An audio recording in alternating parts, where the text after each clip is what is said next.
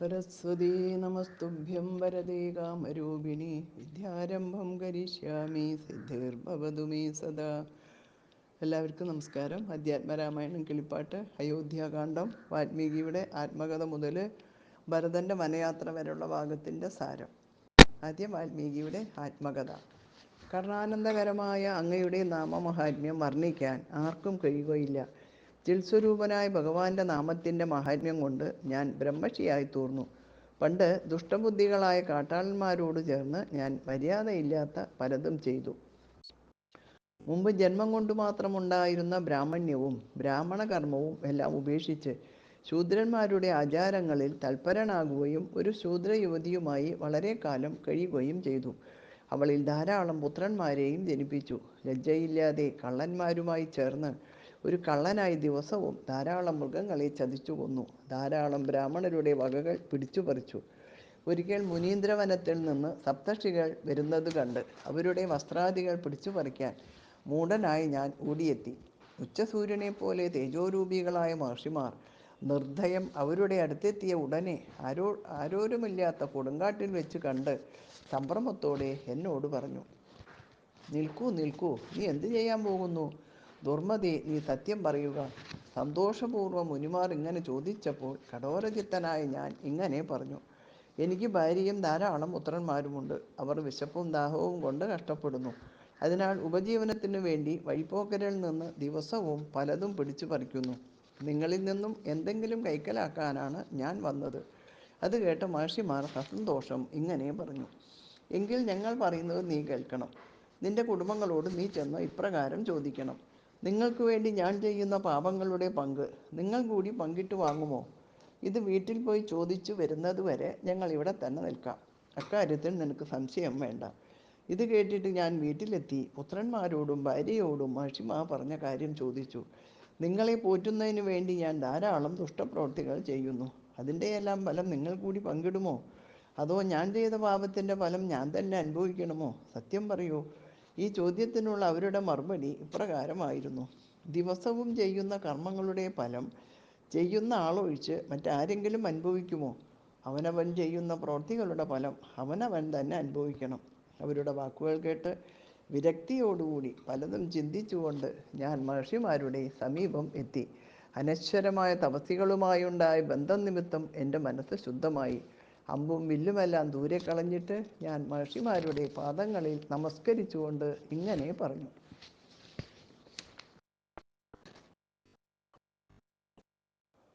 ദുഷിച്ച മാർഗമാകുന്ന സമുദ്രത്തിൽ മുങ്ങിത്താടാൻ പുറപ്പെടുന്ന എന്നിൽ കരുണ ചൊരിയണേ.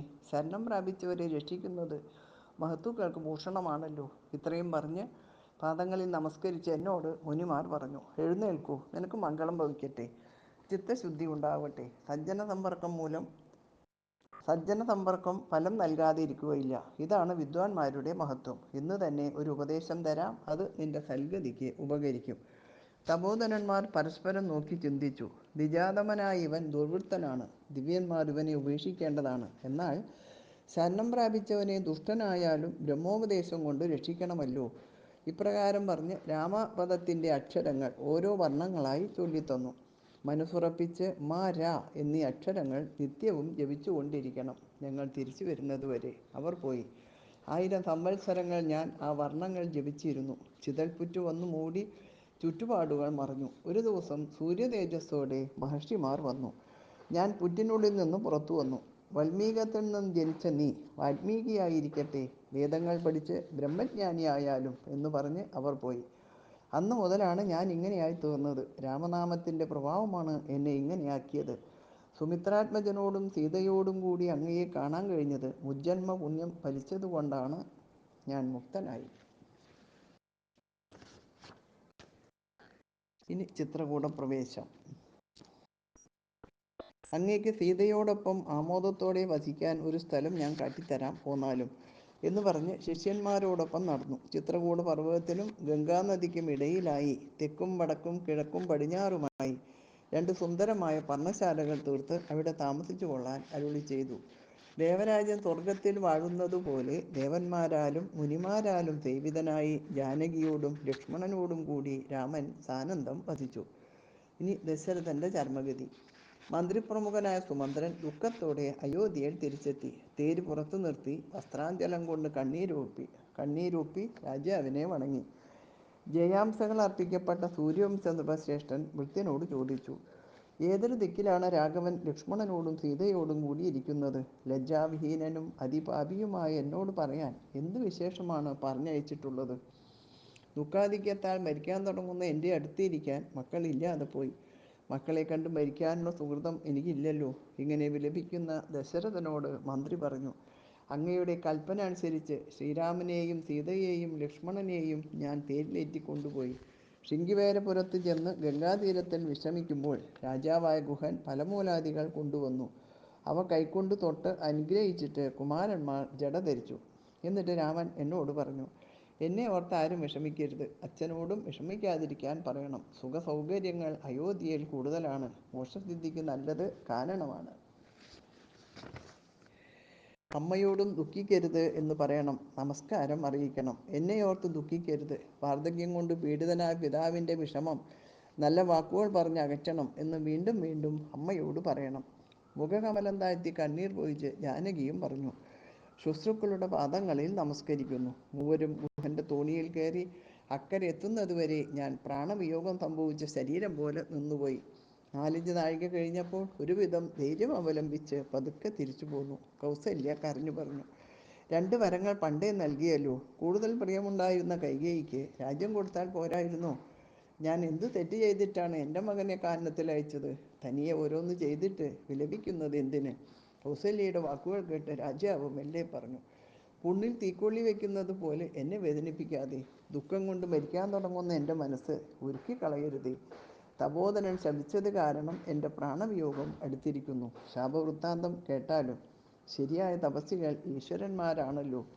ഒരിക്കൽ നായാട്ടിൽ ആകൃഷ്ടനായി ഞാൻ അമ്പും വില്ലുമായി അർദ്ധരാത്രിയിൽ നദിക്കരയിലെത്തി.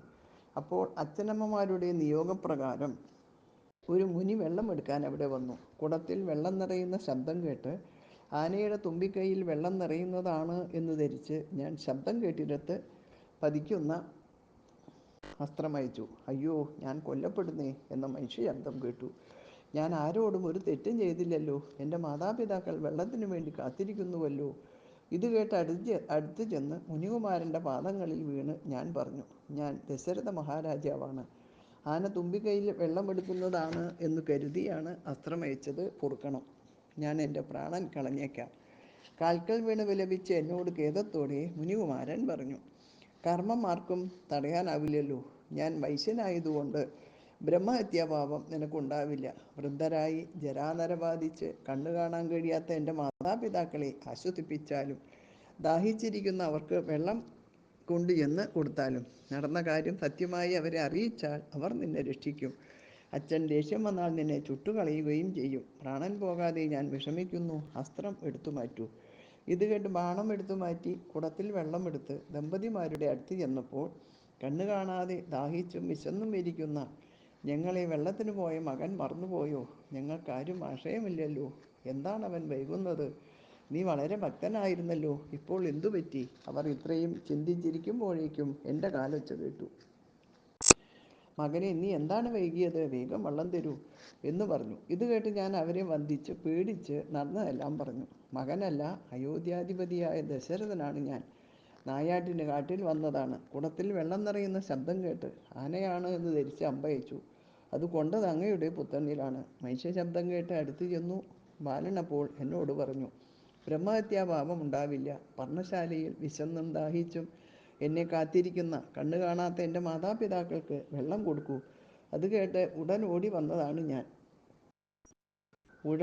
വന്നതാണ് ഞാൻ. ജ്ഞാനികളായ നിങ്ങൾ എന്നോട് ക്ഷമിച്ചാലും നിങ്ങളുടെ പാദപങ്കജമല്ലാതെ ഈ പാപിക്ക് ആശയമില്ല. താപശ്രേഷ്ഠന്മാരായ നിങ്ങൾ ജന്തുക്കളോട് കരുണയുള്ളവരായിരിക്കുമല്ലോ. ഇത് കേട്ട് കരഞ്ഞുകൊണ്ടവർ പുത്രൻ കിടക്കുന്ന സ്ഥലത്തേക്ക് അവരെ കൊണ്ടുപോകാൻ പറഞ്ഞു. വളരെ വിഷമിച്ച് ഞാൻ അവരെ മകൻ്റെ ശരീരം കാണിച്ചു കൊടുത്തു. കഷ്ടം, കഷ്ടം, കർമ്മം എന്ന് പറഞ്ഞവർ തനിയൻ്റെ ശരീരം തൊട്ട് തലോടി എന്നോട് പറഞ്ഞു, നല്ല ഒരു ചിത കൂട്ടണം, നന്നായി തീ കത്തിക്കണം. അതിനനുസരിച്ച് ഞാൻ ചിതയുണ്ടാക്കി. അപ്പോൾ പുത്രനോടൊപ്പം അവരും ആ ചിതയിൽ ദഹിച്ചു. ആ വൃദ്ധ തപോധനൻ, നീയും പുത്രശോകത്താലായിരിക്കും മരിക്കുക എന്ന് എന്നോട് പറഞ്ഞു. ശാപം വലിക്കാൻ സമയമായി. താപസവാക്യം വൃഥാവിലാവില്ലല്ലോ. മക്കളെ വിളിച്ച് വിലപിച്ചുകൊണ്ട് തന്നെ ദശരഥൻ സ്വർഗസ്ഥനായി. ഇനി ഭരതാഗമനം എന്ന ഭാഗം. രാജപത്നിമാരും മറ്റും മാറിലടിച്ച് കരയുന്ന ശബ്ദം കേട്ട് വസിഷ്ഠൻ അന്തപുരത്തിലേക്ക് വന്നു. രാജാവിൻ്റെ ശരീരം കേടുവരാതിരിക്കാൻ ഇപ്പോൾ തന്നെ എണ്ണത്തോണിയിലാക്കിയാലും ദൂതന്മാരെ വിളിച്ച് ഇന്ന് തന്നെ കേകയരാജ്യത്തു പോയി യുധാജിത്തിനോട് ഭരതശത്രുഘ്നന്മാരെ വേഗം അയക്കാൻ പറയണം എന്ന് ആജ്ഞാപിച്ചു. ദൂതന്മാർ വേഗം കേകയരാജ്യത്ത് ചെന്ന് രാജാവിനോട് വസിഷ്ഠാജ്ഞ അനുസരിച്ച് ഭരതശത്രുഘ്നന്മാരെ ഉടൻ പറഞ്ഞയക്കണം എന്ന് പറഞ്ഞു. അമ്മാവിൻ്റെ നിർദ്ദേശപ്രകാരം ഭരതനും ശത്രുഘ്നനും പുറപ്പെട്ടു. അച്ഛനോ ജ്യേഷ്ഠനോ ആപത്ത് പണഞ്ഞിരിക്കും എന്നോർത്ത് പരിഭ്രമിച്ച് അവർ അയോധ്യയിൽ പ്രവേശിച്ചു. രാമലക്ഷ്മണന്മാരില്ലാത്ത ഐശ്വര്യം നഷ്ടപ്പെട്ട അയോധ്യയിൽ ചെന്ന് കൈകേയിയെ വന്ദിച്ചു. മകനെ മടിയിലെടുത്ത് ശിരസിൽ ചുംബിച്ച് അച്ഛനും അമ്മയ്ക്കും സഹോദരന്മാർക്കും ഒക്കെ സുഖമല്ലേ എന്ന് അന്വേഷിച്ചു. ഇതിന് ഉത്തരമായി ഭരതൻ പറഞ്ഞു, അച്ഛനെ കാണാതെ എനിക്ക് വിഷമമുണ്ട്. അമ്മ എന്താണിപ്പോൾ ഒറ്റയ്ക്ക് വസിക്കുന്നത്? അച്ഛനെവിടെ? അമ്മയെ പിരിഞ്ഞ് ഒരിക്കലും അച്ഛനെ കണ്ടിട്ടില്ലല്ലോ. കൈകേയി മറുപടി പറഞ്ഞു, എൻ്റെ മകന് ദുഃഖിക്കാൻ എന്താണ് കാരണം? നിന്റെ മനസ്സിൻ്റെ ആഗ്രഹങ്ങളെല്ലാം ഞാൻ സാധിച്ചിരിക്കുന്നു. അശ്വമേധാദി യാഗങ്ങൾ നടത്തി ലോകപ്രസിദ്ധി ആർജിച്ച പുരുഷോത്തമന്മാരുടെ ഗതി നിന്റെ പിതാവിനും ലഭിച്ചിരിക്കുന്നു. ഇത് കേട്ടതും ഭരതൻ ദുഃഖിച്ച് നിലംപതിച്ച് വിലപിച്ചു തുടങ്ങി. ഇനി ഭരതൻ്റെ വിലാപം. അച്ഛാ, എന്നെ ദുഃഖസമുദ്രത്തിൽ ആഴ്ത്തിയിട്ട് അങ്ങ് എവിടേക്കാണ് പോയത്? എന്നെയും രാജ്യത്തെയും രാമൻ്റെ കയ്യിൽ കൊടുക്കാതെ അങ്ങ് എങ്ങനെ പോയി? ഇനി ഞങ്ങൾക്ക് ആരാണ് ആശ്രയമായിട്ടുള്ളത്? പുത്രൻ്റെ വിലാപം കേട്ട് കൈകേയി പറഞ്ഞു, കണ്ണീർ തുടച്ച് ആശ്വസിക്കുക. ദുഃഖിച്ചിട്ട് എന്താണ് കാര്യം? എല്ലാം വിധിയാണ്. നിനക്ക് ലഭിക്കാവുന്ന എല്ലാം ഞാൻ നിനക്ക് വേണ്ടി ചെയ്തിട്ടുണ്ട്. അമ്മയുടെ വാക്കുകേട്ട് ദുഃഖിതനായ ഭരതൻ ചോദിച്ചു, മരിക്കാൻ നേരത്ത് അച്ഛൻ എന്തു പറഞ്ഞു? കൈകേയി, രാമ, ലക്ഷ്മണ, ജാനകി എന്നിങ്ങനെ ആവർത്തിച്ച് വിളിച്ച് ആതുരനായിട്ടാണ് അച്ഛൻ മരിച്ചത്. ഭരതൻ, എന്ത്? അയ്യോ, അപ്പോൾ അച്ഛൻ മരിക്കുമ്പോൾ രാമനും സീതയും ലക്ഷ്മണനും അരികത്തില്ലായിരുന്നോ? കൈകേയി, രാജാവ് രാമനെ യുവരാജാവായി അഭിഷേകം ചെയ്യാൻ തുടങ്ങുമ്പോൾ ഞാൻ എൻ്റെ മകനെ വാഴിക്കണം എന്ന് പറഞ്ഞ് അഭിഷേകം മുടക്കി. ഞാനത് ചുരുക്കി പറയാം. പണ്ട് നിൻ്റെ അച്ഛൻ എനിക്ക് 2 വരം തന്നിരുന്നു. അതിൽ ഒന്നുകൊണ്ട് നിന്നെ നാടുവാഴിക്കണമെന്നും മറ്റൊന്നുകൊണ്ട് രാമനെ കാട്ടിലയക്കണമെന്നും ഞാൻ ആവശ്യപ്പെട്ടു. സത്യപാലകനായ രാജാവ് രാജ്യം നിനക്ക് തന്ന് രാമനെ കാട്ടിലയച്ചു. പതിവ്രതയായ സീത ഭർത്താവിനെ അനുഗമിച്ചു. ലക്ഷ്മണനും സഹോദരനോടൊപ്പം പുറപ്പെട്ടു. അതിൽ ദുഃഖിതനായ ദശരഥൻ രാമനെ വിളിച്ച് കാലപുരിയിലേക്ക് യാത്രയാവുകയായിരുന്നു. ഇത് കേട്ട് നിലത്ത് കിടന്ന് വിലപിച്ച് ഭരതനോട് കൈകേയി, അന്ത ദുഃഖത്തിന് എന്ത് കാരണം? രാജ്യം നിനക്ക് കൈവന്നിരിക്കുന്നു. ചാബല്യം ഉപേക്ഷിച്ച് സുഖമായി രാജ്യം ഭരിച്ചാലും. ഇത് കേട്ട് ഭരതൻ അമ്മയെ കോപത്തോടെ നോക്കി. കൈകേയി ആ കോപാഗ്നിയിൽ ദഹിച്ചു പോകുമോ എന്ന് കണ്ടു നിന്നവർ ഭയപ്പെട്ടു. ഭർത്താവിനെ കൊന്ന മഹാപാപി, നിന്റെ ഗർഭത്തിൽ ജനിച്ച് ഞാൻ എത്ര പാപിയാണ്. ഇനി ഒരക്ഷരം ഞാൻ നിന്നോട് സംസാരിക്കില്ല. അഗ്നിയിൽ ചാടിയോ വിഷം കഴിച്ചോ വാളെടുത്ത് കഴുത്തറുത്തിട്ടോ ഞാൻ എൻ്റെ ജീവൻ നശിപ്പിക്കും. നിന്റെ പ്രവൃത്തി കൊണ്ട് എനിക്ക് ഘോരമായ നരകവാസം വേണ്ടിവരും. ഇത്രയും പറഞ്ഞ് കൗസല്യയുടെ അന്തപുരത്തിൽ പ്രവേശിച്ച് പാദവന്ദനം ചെയ്തു. ക്ഷീണിതയായ കൗസല്യ കണ്ണുനീരോടെ പറഞ്ഞു, ഈ കർമ്മദോഷങ്ങളെല്ലാം സംഭവിച്ചത് എൻ്റെ മകൻ ദൂരെ ആയതുകൊണ്ടാണ്. ജടാവൽക്കലധാരികളായി ശ്രീരാമനും സീതയും ലക്ഷ്മണനും എന്നെ ദുഃഖസമുദ്രത്തിലാക്കി കാനനവാസത്തിന് പോയി. ജഗൽപതി, അങ്ങ് എൻ്റെ പുത്രനായി ജനിച്ചുവെങ്കിലും എനിക്ക് ദുഃഖത്തിൻ്റെ ഒരു കുറവും ഉണ്ടാവുന്നില്ലല്ലോ. വിധി വൈപരീത്യം തന്നെ. ഇപ്രകാരം വിലപിക്കുന്ന അമ്മയെ വണങ്ങി ഭരതൻ പറഞ്ഞു, അമ്മയുടെ മനസ്സ് ആതുരമാക്കാതിരിക്കുക. ഞാൻ പറയുന്നത് കേൾക്കണം. കൈകേയി മാതാവാണ് ഇതെല്ലാം ചെയ്തത്. ഞാൻ ഇതൊന്നും അറിഞ്ഞിട്ടില്ല. അറിഞ്ഞുകൊണ്ടാണ് ഇത് ചെയ്തതെങ്കിൽ 100 ബ്രഹ്മഹത്യയുടെയോ വസിഷ്ഠനെയും അരുന്ധതിയെയും വാളുകൊണ്ട് വെട്ടിയാലുള്ളതുമായ പാപം ഞാൻ അനുഭവിക്കാം. ഇങ്ങനെ പല രൂപത്തിൽ സത്യം ചെയ്തുകൊണ്ട് നിറഞ്ഞ ദുഃഖത്തോടെ വിലപിക്കുന്ന ഭരതനോട് അമ്മ കൗസല്യ പറഞ്ഞു, നീ ഇതിലൊന്നും അറിഞ്ഞിട്ടില്ലെന്ന് എനിക്കറിയാം. ഭരതനെ അവർ ഗാഢമായി ആശ്ലേഷിച്ചു. ഇത് കണ്ടു നിന്നവർ വാവിട്ട് കരഞ്ഞുപോയി. കഥയറിഞ്ഞ് വസിഷ്ഠൻ മന്ത്രിമാരോടൊപ്പം അവിടെ എത്തി. ഭരതൻ സന്താപത്തോടെ തൊഴുതു. വസിഷ്ഠൻ പറഞ്ഞു, ദുഃഖിക്കരുത്. വൃദ്ധനായ ദശരഥൻ രാജഭോഗങ്ങളും മാനുഷസുഖങ്ങളും എല്ലാം വേണ്ടുവോളം അനുഭവിച്ച് ധാരാളം യാഗം ചെയ്ത് ദാനധർമാദികൾ അനുഷ്ഠിച്ച് സ്വർഗത്തിൽ ഇന്ദ്രൻ്റെ അർദ്ധാസനത്തിൻ്റെ പാത്രമായി ദേവവന്ദിതനായി സുഖമായി ഇരിക്കുകയാണ്. ഇത്തരുണത്തിൽ നീ എന്തിനാണ് മുഖം താഴ്ത്തി കരയുന്നത്? പരമാത്മാവ് ജനനമരണങ്ങൾ ഇല്ലാത്തതാണ്. ക്ഷണഭങ്കുരമായ ശരീരം മോഹകാരണവും മുക്തിവിഹീനവുമാണ്. അത് നഷ്ടപ്പെടുന്നതിൽ ദുഃഖത്തിന് ഒരവകാശവുമില്ല. അറിവില്ലാത്തവരാണ് പുത്രൻ്റെയോ പിതാവിൻ്റെയോ മരണത്തിൽ ദുഃഖിക്കുന്നത്. നിസ്സാരമായ സംസാരത്തിൽ നിന്നുള്ള മോചനം തന്നെയാണ് നല്ലത്. അതാണ് നിത്യശാന്തിക്ക് ആധാരം. ജനിച്ചാൽ മരിക്കും, മരിച്ചവർ വീണ്ടും ജനിക്കും. കർമ്മഫലം ആർക്കും തടുക്കാൻ കഴിയില്ല. ഈ തത്വം മനസ്സിലാക്കിയവരാരും പുത്രമിത്രാദികളുടെ വിയോഗത്തിൽ ദുഃഖിക്കുകയില്ല. ഇതൊക്കെ തൻ്റേതാവുമ്പോൾ സന്തോഷിക്കാറുമില്ല. കോടിക്കണക്കിന് ബ്രഹ്മാണ്ടങ്ങൾ ഉണ്ടായതും നഷ്ടപ്പെട്ടതും ഓർത്താൽ ക്ഷണികമായ ജീവിതത്തോട് ജ്ഞാനികൾക്ക് എന്ത് താല്പര്യമാണ് ഉണ്ടാവുക? ദേഹത്തിനും ദേഹിക്കും തമ്മിൽ എന്തു ബന്ധം എന്നറിയുന്നവർക്ക് സംഭ്രമം ഉണ്ടാവില്ല. ഇളകിക്കൊണ്ടിരിക്കുന്ന ഇലയുടെ തുമ്പി നിൽക്കുന്ന വെള്ളത്തുള്ളി പോലെ എപ്പോഴും നിലം പതിക്കാവുന്നതാണ് ആയുസ്. ജന്മാർജിത കർമ്മഫലമായി വീണ്ടും ദേഹം സ്വീകരിക്കും. പഴയ വസ്ത്രങ്ങൾ ഉപേക്ഷിച്ച് നിറപ്പകിട്ടേറിയ പുതുവസ്ത്രങ്ങൾ ശരീരം സ്വീകരിക്കുന്ന ലാഘവത്തോടെ പുതുദേഹങ്ങളെ ദേഹി സ്വീകരിക്കുന്നു. ഈ കർമ്മഫലങ്ങളാണ് കാലചക്രത്തെ തിരിക്കുന്നത്. ജനന മരണാദി ഷഡ്ഭാവങ്ങളില്ലാതെ ശാശ്വതനും സർവാത്മാവും നിത്യാനന്ദ സ്വരൂപനുമാണ് ആത്മാവ് എന്ന് വിചാരിച്ച് സ്വകർമാനുഷ്ഠാനങ്ങളിൽ വ്യാപൃതരാവുക. ദുഃഖമുണ്ടാവുകയില്ല. ഇനി സംസ്കാരകർമ്മം. ദശരഥ മഹാരാജാവിൻ്റെ അന്ത്യകർമ്മങ്ങൾ ഭരതൻ വസിഷ്ഠോപദേശപ്രകാരം നിർവഹിച്ചു. ബന്ധുമിത്രാദികളോട് ചേർന്ന് എണ്ണത്തോണിയിൽ നിന്ന് ശരീരം പുറത്തെടുത്ത് കുളിപ്പിച്ച് ദിവ്യവസ്ത്രങ്ങൾ അണിയിച്ചു. ആഭരണങ്ങൾ, ലേപനങ്ങൾ എന്നിവ കൊണ്ട് അലങ്കരിച്ചു. അഗ്നിഹോത്രി എന്ന പോലെ പവിത്രമായ അഗ്നിയിൽ ദശരഥ ശരീരം ദഹിപ്പിച്ചു. യഥാവിധി 12 ദിവസത്തെ പിണ്ടവും കഴിഞ്ഞ് ഗ്രാമങ്ങൾ, രത്നങ്ങൾ, വസ്ത്രങ്ങൾ എന്നിവ ധാരാളമായി ദാനം ചെയ്ത് പണ്ഡിതന്മാരായ ബ്രാഹ്മണരെ വന്ദിച്ച് ആശീർവാദം വാങ്ങി.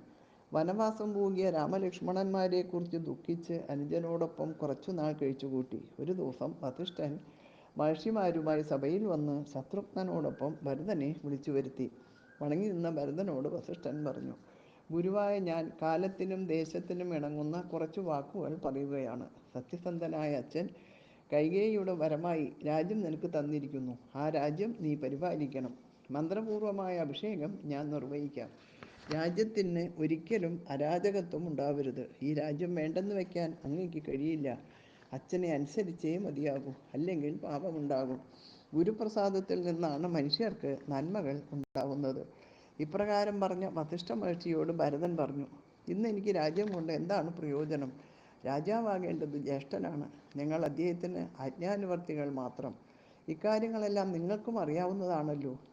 രാമനെ തിരിച്ചു കൊണ്ടുവരുവാൻ നാളെ രാവിലെ ഞാൻ പോകുന്നുണ്ട്. ഞാനും ഭവാനും അരുന്ധതി ദേവിയും കൈകേയി ഒഴിച്ചുള്ള അമ്മമാരും പുരവാസികളോടൊപ്പം ചതുരംഗപ്പടയുമായി സാമന്ത രാജാക്കന്മാരോടുകൂടി ചെന്ന് രാമനെ ഇവിടേക്ക് കൊണ്ടുവരും. രാമൻ ഇവിടേക്ക് വരുന്നതുവരെ ഞാൻ ജടാവൽക്കലധാരിയായി ഫലമൂലാദികൾ കഴിച്ച് ഭൂഷായിയായി വധിക്കുന്നതേ ഉള്ളൂ. ഇത് കേട്ട സാധുക്കൾ പുകഴ്ത്തി. ഇനി ഭരതൻ്റെ യാത്ര അതടുത്ത ദിവസം. എല്ലാവർക്കും നമസ്കാരം. പൂർവം രാമതപോവനാനുഗമനം മധ്വാ മൃഗം കാഞ്ചനം വൈദേഹീഹരണം ജടായുമരണം സുഗ്രീവ സംഭാഷണം ബാല്യേ നിഗ്രഹണം സമുദ്രതരണം ലങ്കാപുരീമർദ്ദനം പശ്ചാത് രാവണകുംഭകർണവദനം. വേദസ്യ രാമായണം ശ്രീരാമായണം ഭജേ.